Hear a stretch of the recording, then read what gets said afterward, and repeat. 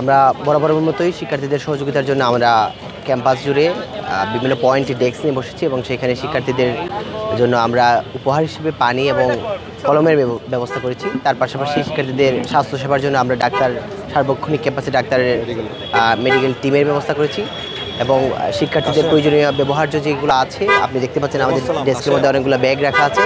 তার পাশাপাশি শিক্ষার্থীদের ফোন রাখার জন্য আমরা ব্যবস্থা করেছি, কারণ অনেক শিক্ষার্থীরা যারা একা এসেছে তাদের ফোন রাখার জন্য কোনো বিকল্প ব্যবস্থা নেই। আমরা তাদের সহযোগিতার জন্য এই ব্যবস্থা করছি। তার পাশাপাশি যদি কোনো প্রয়োজন পড়ছে ইমিডিয়েট, তাহলে আমরা শিক্ষার্থীদের সেই সেবা দেওয়ার জন্য চেষ্টা করছি। 7টি বুথ আছে। ওদের স্বপ্ন পূরণে পাশে থাকতে পেরে আমরা গর্বিত।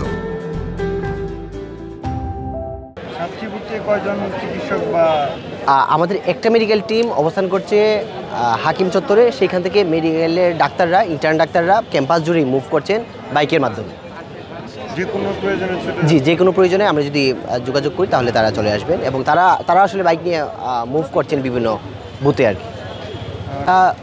ইতিবাচক শিক্ষার্থী বান্ধব রাজনীতির যে চর্চা, সেই রাজনীতির চর্চা উদাহরণ শিক্ষার্থীদের সামনে উপস্থাপন করতে চাই। আমরা মনে করি শিক্ষার্থীরা আমাদের যে আজকের উদ্যোগ, আমাদের অতীতের কার্যক্রম এবং আমরা ভবিষ্যতে যে ধারায় রাজনীতি করতে চাই তারই একটি উদাহরণ আজকের এই কার্যক্রম। শিক্ষার্থী বান্ধব কর্মসূচি এবং গণতান্ত্রিক ক্যাম্পাস নির্মাণের জন্য আমরা শিক্ষার্থীদের কাছে বার্তা পৌঁছে দিতে চাই। মেডিকেল টিম আসলে শিক্ষার্থীদের যদি হঠাৎ করেই কোনো শিক্ষার্থী অসুস্থ হয়ে পড়েন বা আসলে পরীক্ষার ক্ষেত্রে যে নার্ভাসনেস কাজ করে, সেই কারণে যদি কোনো শিক্ষার্থীরা ট্রমাটাইজ হন বা যে কোনো সমস্যার মধ্যে পড়েন, আর সিনিয়র অভিভাবকরা যদি কেউ কোনো ধরনের সমস্যার সম্মুখীন হন, তাহলে যে প্রাথমিক চিকিৎসা, তাৎক্ষণিক চিকিৎসার জন্য আমরা মেডিকেল টিম রেখেছি আর কি।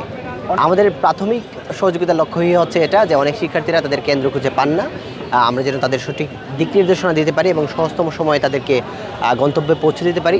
সেই সহযোগিতা কিন্তু আমাদের প্রাথমিক লক্ষ্য। আমাদের কলম এবং পানির মাধ্যমে আমরা শিক্ষার্থীদের উপহার দিচ্ছি বা বরণ করে নিচ্ছি।